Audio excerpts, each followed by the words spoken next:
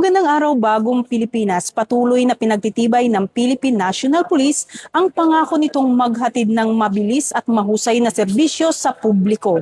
Bilang bahagi nito, ipinagdiriwang ng Police Community Affairs and Development Group ang ika-7 anibersaryo ng programang Sumbong Nyo, Aksyon Agad na naglalayong mapalakas ang ugnayan ng kapulisan at mamamayan sa pamamagitan ng agarang pagtugon sa mga sumbong at reklamo. Dinaluhan ng mga opisyal ng Philippine National Police, NAPOLCOM at mga katuwang mula sa media ang pagdiriwang sa isinagawa sa Bulwagang Lapu-Lapu sa Campo Crame. Ang Sumbong Nyo, Aksyon Agad ay isa sa mga public affairs program ng Philippine National Police na nagsisilbing daan upang maiparating ng publiko ang kanilang mga sumbong, reklamo at iba pang hinaing para sa agarang aksyon ng kapulisan. Sinimulan ang programa sa panalangin na pinangunahan ni Police Colonel Julius Cruz na sinundan ng welcome remarks ni Police Brigadier General Vina H. Guzman, Director ng Police Community Affairs and Development Group.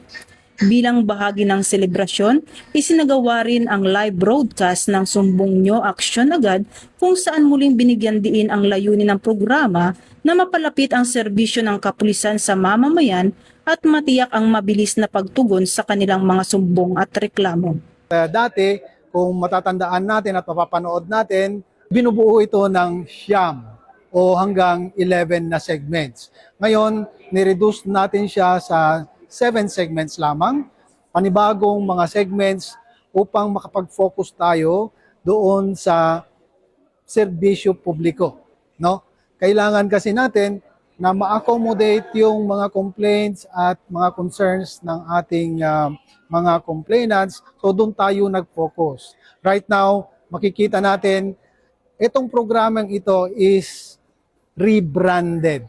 Bagong yugto ng Sumbong Nyo, Aksyon Agad, bagong improved public service at maasahan natin na ang programang ito ay magiging katuwang pa ng ating mga existing public affairs programs sa Philippine National Police. Sa ating mga kababayan na nanonood ngayon at nakatunghay sa ating programa, hinihikayat namin kayo na mag-like, share, and comment dito sa Sumbong Nyo, Aksyon Agad. So aside from Sumbong Nyo, Aksyon Agad, meron po kaming 8 complaint platform dito sa PNP na makikita ninyo sa aming page. At maraming salamat sa PNN. Isa siya sa nakikibahagi sa programang ito. Kasama po siya sa Public Affairs Program ng Philippine National Police at ang kanyang Police at Your Service. Una po sa lahat, ako po ay nagpapasalamat sa lahat ng ating mga kasama, sa lahat ng crew, sa lahat po ng ating mga katuwang sa araw-araw sa live, pati po sa Police at Your Service at sa SNAA.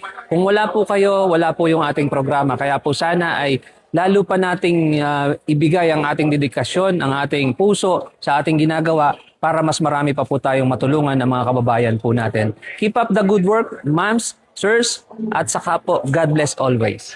Hindi pa ako pleb noon, pinapanood ko na yung programang to hindi ko naman nakalain, after 7 years, magiging guest nyo ako, magiging host nyo at least for one day. Nakakatuwa. At thank you for inviting me and happy ako na yung relasyon ng NAPOLCOM at relasyon ng PNP ay tuloy-tuloy na lumalakas every single day. Of course, maraming salamat talaga sa ating mga hanggat ngayon. Mula nung sinimulan natin ito 7 years ago, ay nandiyan pa rin yung ating mga kasamahan, lalong-lalo na sila Direk Lito, si Direk JC, nandiyan po sila, ang buong UNTV, sa pamumuno po yan ni Kuya Daniel Rason. Maraming salamat, Kuya Daniel Rason, sa tulong ninyo sa Philippine National Police at nagkaroon po tayo ng napakagandang programa at lahat po ng mga behind the cameras, researchers, yung ating mga cameramen, napaka-importante, yung ating mga reporters sa field, kagaya ninyo, na nandyan lagi, very passionate. Kasi yung ganitong programa, ganitong aktibidades, ay kailangan may passion ka, may puso ka. Kasi kung wala kang puso, ay hindi mo magagawa ng maayos yung trabaho mo at hindi sisigla at lalakas at hindi susuportahan at pagkakatiwalaan ng ating mga kababayan ang isang programa kagaya ng Sumbong Nyo, Aksyon Agad. And of course, sa ating mga kababayan na nandyan lagi sumusuporta at nagtitiwala sa ating programa. Mula dito sa Bulwagang Lapu-Lapu, Campo Crame, ako ang inyong PNN correspondent, Patrolwoman Dara Palog, alagad ng batas, tagataguyod ng Balitang Pulis. Bagong PNP para sa bagong Pilipinas, serbisyong mabilis, tapat at nararamdaman.